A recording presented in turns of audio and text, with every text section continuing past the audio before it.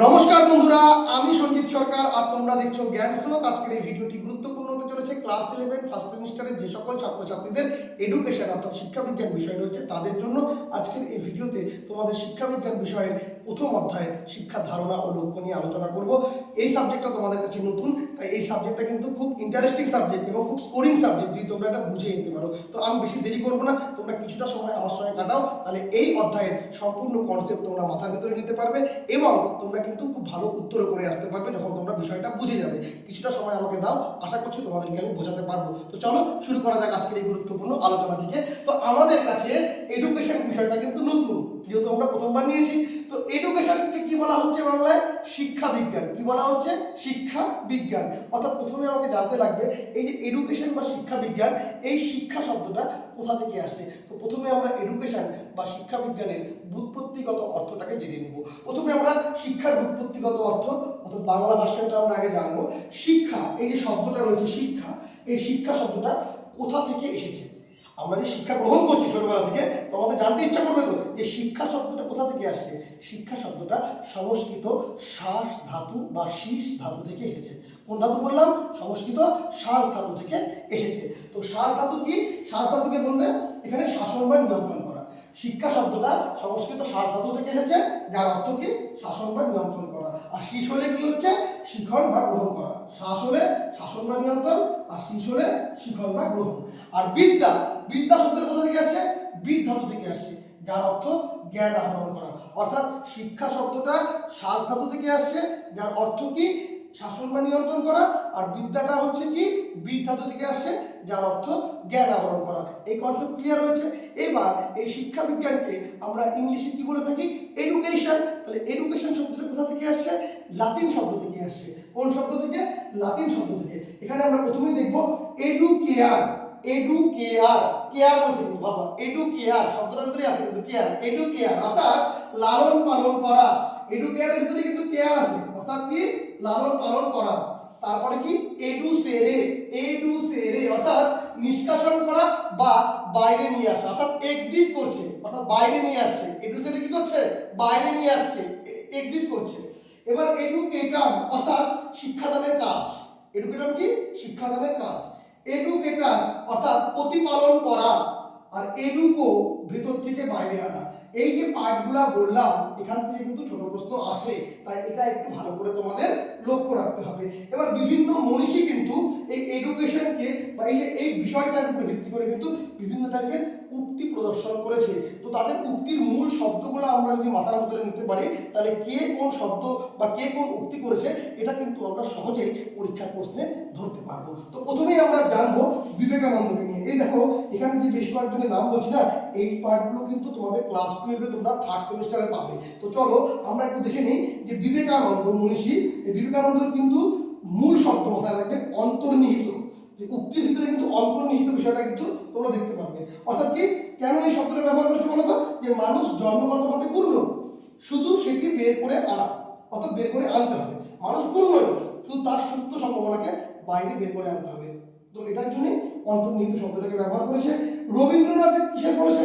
বিশ্বজনীনতা। রবীন্দ্রনাথ, এটা তোমরা পড়েছো ক্লাস 10-এ হিস্ট্রিতে, পড়েছো কিনা রবীন্দ্রনাথের কথা?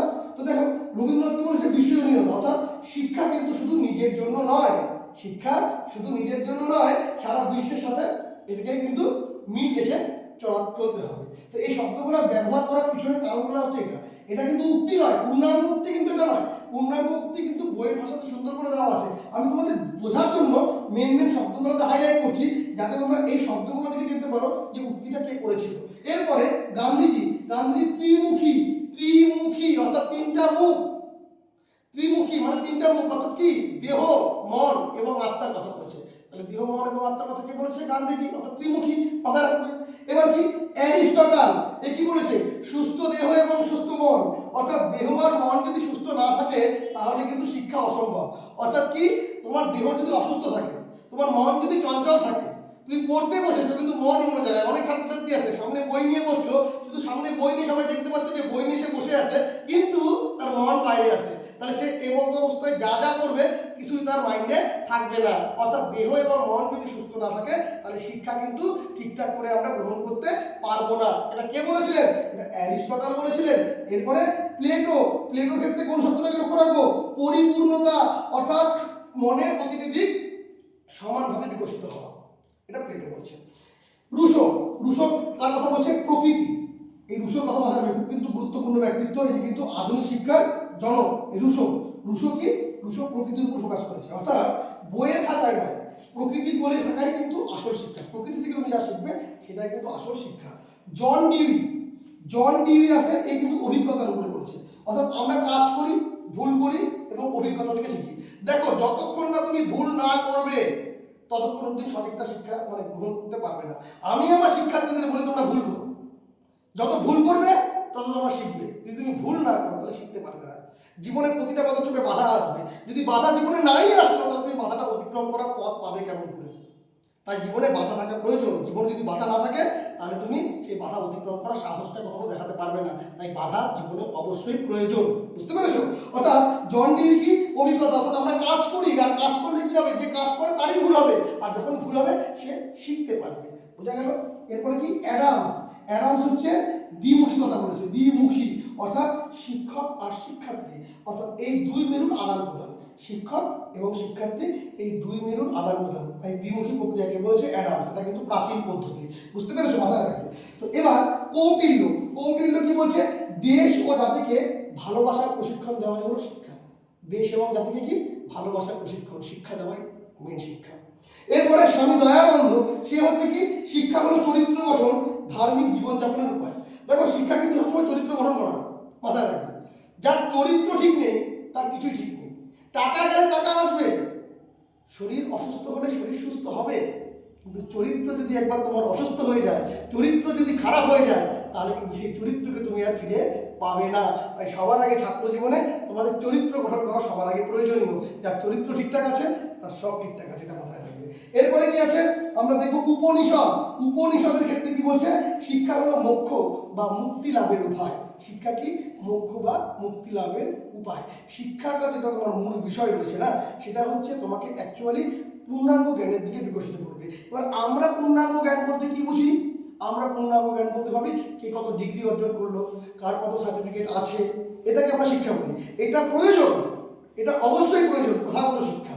কিন্তু অ্যাকচুয়াল যে জ্ঞান, আধ্যাত্মবাদ, এটাকে আমাদের বুঝতে হবে। আধ্যাত্মিকতা কানেকশনটা রাখতে হবে। প্রত্যেক ধর্মের ক্ষেত্রে আধ্যাত্মিক কানেকশন যেটা মূল শিক্ষা, এই শিক্ষা যখন তুমি জানতে পারবে তখনই তুমি পরিপূর্ণতা লাভ করবে। যতক্ষণ তোমার ভিতরে আধ্যাত্মিকতা ডেভেলপমেন্ট হবে না ততক্ষণ তোমার মন অস্থির থাকবে, তুমি চঞ্চল থাকবে এবং তোমার কাজ করতে হবে না, শান্তি তুমি পাবে না, অশান্ত তোমার মন থাকবে। তাই তোমাদের কিন্তু অবশ্যই এটা মাথায় রাখতে হবে যে শিক্ষা হলো মোক্ষ মুক্তি। এই যে জন্ম মৃত্যুর যে সার্কেল, এখান থেকে চিরতরে আমরা বেরিয়ে যাওয়াটাই হচ্ছে অ্যাকচুয়াল আসল শিক্ষা, যাতে আর পৃথিবীতে না আসে না। এটাই মোক্ষ এবং মুক্তির ধারণা। শঙ্করাচার্য কি বলছে? বিদ্যাই মানুষকে মুক্ত করে। বিদ্যা কি করে? মানুষকে মুক্ত করে। যখন তোমার জ্ঞান থাকবে, জ্ঞান দিয়ে তুমি কিন্তু বিবেককে জাগ্রত করতে পারবে, তোমার চিন্তার জগৎকে জাগ্রত করতে পারবে, তখন কিন্তু সে তোমাকে মুক্ত করতে সাহায্য করবে। তাই এক্ষেত্রে একটা গুরুত্বপূর্ণ শব্দ সাবিদ্যা যা বিমুক্তিও, সাবিদ্যা যা বিমুক্তিও, অর্থাৎ শিক্ষা মানে অজ্ঞতা দূর করা, বুঝতে পেরেছ? এবং মানুষকে শৃঙ্খল থেকে মুক্ত করা। এবার কি? সর্বপল্লী রাধাকৃষ্ণন, ইনি আধ্যাত্মিক জীবনের কথা বলেছেন। অর্থাৎ শিক্ষা হলো ঈশ্বরের আধ্যাত্মিক জীবনে প্রবেশের প্রথম সোপান। শিক্ষা কি? শিক্ষা হচ্ছে মানুষের কাছে ঈশ্বরের আধ্যাত্মিক জীবনের প্রবেশের প্রথম সোপান। এরপরে কি? ফ্রয়েডের শিক্ষকের ভূমিকা কি বলছে? শিশুকে তিনি চারা গাছ এবং শিক্ষককে মালি হিসাবে বলেছেন। অর্থাৎ যদি বলে শিশুকে চারা গাছ এবং শিক্ষককে মালি হিসাবে বলেছেন, এরকম টাইপের কোনো উক্তি, তাহলে একদম চোখ বন্ধ করে ফ্রয়েডে কিন্তু শিশুকে চারা গাছ এবং শিক্ষককে মালি হিসাবে চিহ্নিত করেছেন। এবার আমরা দেখব শিক্ষার রূপ। শিক্ষার কটা রূপ বলো তো? শিক্ষার দুটা রূপ, একটা সংকীর্ণ অর্থে শিক্ষা, একটা ব্যাপক অর্থে শিক্ষা। একটা সংকীর্ণ অর্থে শিক্ষা, একটা ব্যাপক অর্থে শিক্ষা। সংকীর্ণ অর্থে শিক্ষা কোনটা? সংকীর্ণ অর্থে শিক্ষা বলতে তুমি বুঝতে পারো খাঁচা, অর্থাৎ খাঁচার মধ্যে আবদ্ধ রাখা, চার দেওয়ালের মধ্যে আবদ্ধ রাখা। এটার একটা নির্দিষ্ট সময়সীমা আছে এবং এটা কিন্তু একটা সময় শেষ হবে। আর ব্যাপক অর্থে শিক্ষা যেটা বিশাল মুক্ত মাঠের মতো, যেটা তুমি জন্মাইছো, জন্মের থেকে মৃত্যুর আগ পর্যন্ত তুমি শিখে যাবে। সংকীর্ণ অর্থ আর ব্যাপক অর্থ শিক্ষা। অর্থাৎ এখানে আমরা দেখবো সংকীর্ণ অর্থ এবং ব্যাপক অর্থ। সংকীর্ণ ক্ষেত্রে কি বললাম? খাঁচা, অর্থাৎ চার দেওয়ালের মধ্যে আবদ্ধ। উদাহরণ হিসাবে তুমি বিদ্যালয়কে নিতে পারো। বিদ্যালয়ে তোমরা চার দেওয়ালের মধ্যে আবদ্ধ হয়ে শিক্ষা গ্রহণ করছো এবং নির্দিষ্ট সময় ভিত্তিক এবং শিক্ষা শেষে তোমরা সার্টিফিকেট পাচ্ছ। এবং ব্যাপক অর্থ শিক্ষা কি? খোলা মাঠের মতো বিশাল, অর্থাৎ আজীবন। তুমি কিন্তু সবসময় কিন্তু অভিজ্ঞতা এবং সর্বাঙ্গীন বিকাশ হবে, তুমি যে কারো কাছ থেকে শিখতে পারবে। এটা কিন্তু ব্যাপক অর্থ শিক্ষা। এবার কি সংকীর্ণ অর্থ এবং ব্যাপক অর্থের ক্ষেত্রে আমরা দেখবো লক্ষ্য। লক্ষ্য বলে আমরা লক্ষ্য করলে বুঝতে পারবো। সংকীর্ণ অর্থের ক্ষেত্রে কি সবচেয়ে গুরুত্বপূর্ণ হচ্ছে ডিগ্রি ও তথ্য লাভ করা, আর ব্যাপক অর্থের ক্ষেত্রে সর্বাঙ্গীন অর্থাৎ সর্বদিক থেকে বিকশিত করা। সময়সীমা কি? সংকীর্ণ অর্থ শিক্ষা নির্দিষ্ট সময় বিদ্যালয়, যেমন তোমরা মাধ্যমিক পাস করেছো, এখন 11-এ করছো, তাই তো? তাহলে মাধ্যমিক অবধি একটা মেয়াদ শেষ হয়েছে, এরপর 11-12 পড়ার পরে একটা মেয়াদ শেষ হয়ে যাবে, তাই তো? এটা একটা নির্দিষ্ট সময় ভিত্তিক, 2 বছরের কোর্স, 3 বছরের কোর্স, এরকম টাইপের, 5 বছরের কোর্স, এরকম টাইপের। এটা বুঝতে পারবে ক্লাস 12। তারপরে কি ব্যাপক অর্থটা কি? জন্ম থেকে মৃত্যু, অর্থাৎ আজীবন, মানে আমৃত্যু, মৃত্যুর আগে তুমি শিখেই যাবে। শিক্ষক, শিক্ষক কি জ্ঞানদাতা, অর্থাৎ জ্ঞান দেবে। কোথায়? সংকীর্ণ অর্থে। আর ব্যাপক অর্থে কি? শিক্ষক হচ্ছে বন্ধু, পথ প্রদর্শক, সঠিক পথ কোনটা সেটা সে দেখিয়ে দিবে, চিনিয়ে দিবে। এরপরে যোগাযোগ, এক্ষেত্রে যোগাযোগ একমুখী, শিক্ষক বলবে। আর ব্যাপক অর্থে কি? বহুমুখী, অর্থাৎ উভয়ই বলবে। অর্থাৎ মাথায় রাখবে বহুমুখী, তারপরে ত্রিমুখী, গণতান্ত্রিক, এই সমস্ত শব্দগুলো হলে কিন্তু ব্যাপক অর্থ শিক্ষা। আর দ্বিমুখী প্রক্রিয়া, দ্বিমুখী প্রক্রিয়াকে প্রাচীন বলা হয়, আর ত্রিমুখী প্রক্রিয়াকে বলা হয় আধুনিক। মাথায় রাখবে। মানে এখানে যেটা যোগাযোগের ক্ষেত্রে বললাম একমুখী এবং বহুমুখী, আর প্রক্রিয়া হচ্ছে সংকীর্ণ অর্থের প্রক্রিয়া দ্বিমুখী, আর ব্যাপক অর্থ হচ্ছে ত্রিমুখী। দ্বিমুখীটার প্রবর্তন করেছিলেন কে? অ্যাডামস, এটা প্রাচীন পদ্ধতি। আর ত্রিমুখী হচ্ছে ডিউই, এটা আধুনিক পদ্ধতি। মাথায় রাখবে। হ্যাঁ, এবার শিক্ষায় দার্শনিক মতবাদ ও অন্যান্য গুরুত্বপূর্ণ বিষয়গুলো আমরা জানবো। তো দেখো প্রয়োগবাদ, প্রয়োগবাদ বলতে কি? এটা পরিবর্তনশীল পরিবেশের সাথে এটা সঙ্গতি রাখে প্রয়োগবাদ। ডিটেলস এখানে অনেক বড় ভিডিও হয়ে যাবে, তাই বেশি আলোচনা করতে না। ভাববাদ, আত্মার বিকাশ, আত্মার বিকাশ। আজকে যদি আমি বলি তুমি কে, তখন তুমি তোমার নাম দিয়ে নিজেকে সম্বোধন করবে যে আমার নাম এটা। আমাকে সবাই আমার বাবা মা, আমার পরিবার পরিজন, আত্মীয় পরিজন, বন্ধু বান্ধব, আমার স্কুল একাডেমি, সব জায়গাতে আমার এই নামটাই দেওয়া আছে, অর্থাৎ আমি এই ব্যক্তি।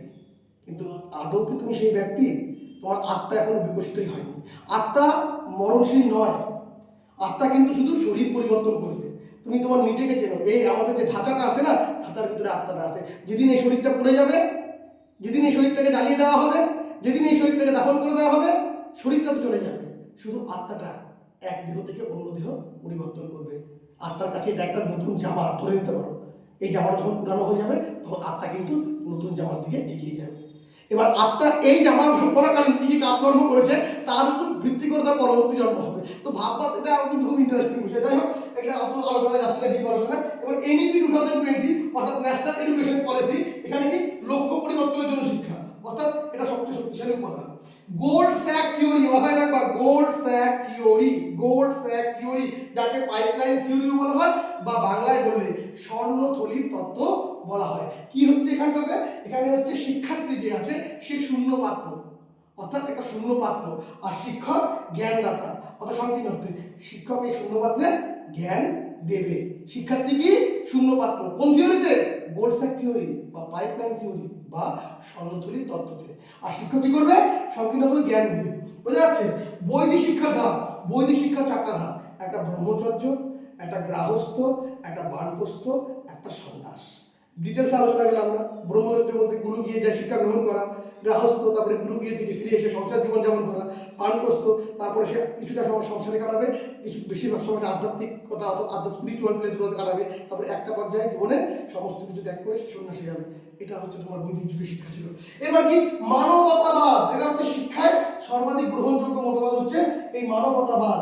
মানবতাবাদ মানে মনুষ্যত্ববোধ, এই জিনিসটা কিন্তু এখানে ব্যাপারটা মানবতাবাদ থাকতে হবে। এটা সর্বাধিক গ্রহণযোগ্য মতবাদ। শিক্ষার লক্ষ্য, শিক্ষার রূপ কটা বলেছিলাম? 2টা, সংকীর্ণ অর্থ শিক্ষা এবং ব্যাপক অর্থ শিক্ষা। শিক্ষার লক্ষ্য 2টা, একটা সমাজতান্ত্রিক লক্ষ্য, একটা ব্যক্তিতান্ত্রিক লক্ষ্য। ব্যক্তিতান্ত্রিক লক্ষ্য নিজের জন্য, সমাজতান্ত্রিক সমাজের জন্য। পরবর্তীতে ডিটেলসে আলোচনা করব।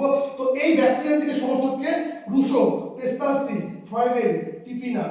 আর সমাজতান্ত্রিক এই সমর্থককে জন ডিউই, দুর্খেইম এবং ব্যাকলি। মাথায় রাখবে এটা। হ্যাঁ, তাহলে ব্যক্তিতান্ত্রিক সমর্থক কারা? রুশো, পেস্তালসি, ফ্রয়েডেল এবং টিপিনান। আর সমাজতান্ত্রিক সমর্থক জন ডিউই, দুর্খেইম, ব্যাকলি, এরা। এবার এখানে মাথায় রাখবে মানসিক শৃঙ্খলা রূপে শিক্ষা তত্ত্বের প্রধান প্রবক্তাকে। মানসিক শিক্ষারূপে মানে শৃঙ্খলা রূপে শিক্ষা তত্ত্বের প্রধান প্রবক্তা হচ্ছেন জন লক। মানসিক শৃঙ্খলা রূপে শিক্ষা তত্ত্বের প্রধান প্রবক্তা জন লক। লকের মতে শিক্ষার তিনটি দিক, কি কি? দৈহিক, নৈতিক এবং বৌদ্ধিক। জীবনব্যাপী শিক্ষা, জীবনব্যাপী শিক্ষা কখন শুরু হয়? জন্মলগ্ন থেকে। কেউ কেউ বলে মাতৃগর্ভে থাকা। দেখো মাথায় রাখবা, মাতৃগর্ভে যখন শিশু থাকে তার ভিতরে কিন্তু প্রচুর জ্ঞান থাকে। মাতৃগর্ভে শিশু থাকাকালীন তার মা যদি ভালো চিন্তা করে, ভালো ভাবনা করে এবং ভালো ভালো চিন্তা ভাবনা মতবাদ নিজের ভিতরে রাখে, তাহলে সেই বাচ্চার ভিতরে কিন্তু সেই জ্ঞানগুলো আসবে। আর যদি সেটা না করে, অন্যরকম চিন্তা ভাবনা করে, বাচ্চার ভিতরে কিন্তু সেই জ্ঞানগুলো আসবে। বুঝতে পেরেছো? তো এটা নিয়ে আলোচনা করলাম না, এটার ডিটেলস আলোচনা আছে। যাই হোক, এরপরে কি এই যে জীবনব্যাপী শিক্ষা এর উল্লেখ কোথায় আছে? ডেলার্স কমিশনের রিপোর্টে। কোথায় আছে? ডেলার্স কমিশনের রিপোর্টে। এবং ডেলার্স কমিশনের কোন রিপোর্টে? Learning the treasure within. কি বললাম? Learning the treasure within. আচ্ছা, সর্বপল্লীর আধ্যাত্মিক কি? এই আধ্যাত্মিকতা নিয়ে কাজ করেছিল। আর একটা কথা মাথায় রাখবে, অ্যারিস্টটল, রুশো এবং জন ডিউই এরা কিন্তু মনস্তত্ত্ব আধুনিকতা নিয়ে কাজ করেছে। তো এই পার্টটা হচ্ছে তোমাদের প্রথম অধ্যায়ের ভিতরে আছে। আরও কিছু কিছু পার্ট রয়েছে যা আমাদের নোটসের ভিতরে রয়েছে। মোটামুটি মূল কনসেপ্ট এগুলাই রয়েছে। এই পার্টগুলো তোমরা 2-3 বার ভিডিওটা দেখো, আশা করি কনসেপ্টগুলো ক্লিয়ার হয়ে যাবে এবং এর উপর ভিত্তি করে কিন্তু তোমরা ভালো করে স্টাডি করলে এখান থেকে আসা যে কোনো প্রশ্নের উত্তর করতে হবে। তোমরা যদি এই ইউনিটের নোট পারচেস করতে চাও আমার সঙ্গে অবশ্যই কন্ট্যাক্ট করো। স্বল্প মূল্যে এই ইউনিটে তোমরা কিন্তু নোটস পারচেস করতে পারবে। এরকম প্রত্যেকটা ইউনিটে নোটস আমাদের করা আছে, তোমরা কিন্তু নিতে পারো যদি তোমরা নিতে চাও। যারা যারা অনলাইন বা অফলাইনে টিউশন করতে চাও বা পেড নোটস নিতে চাও তারা যোগাযোগ করতে পারো 7384384758 নম্বরে।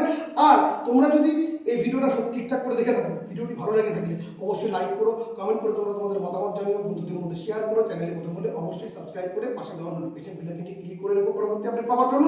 আর ভিডিওটির কিছু অংশ তোমরা যদি ফেসবুক বা ইনস্টাগ্রাম রিলস দেখে থাকো তাহলে অবশ্যই পেজটিকে ফলো করে দিও। সবাই খুব ভালো থেকো, সুখে থেকো, ভিডিওটা দেখো আর ভিডিওটা ভালো করে বোঝার চেষ্টা করো। বুঝতে না পারলে অবশ্যই কমেন্ট করে জানাবে। ততক্ষণ টাটা।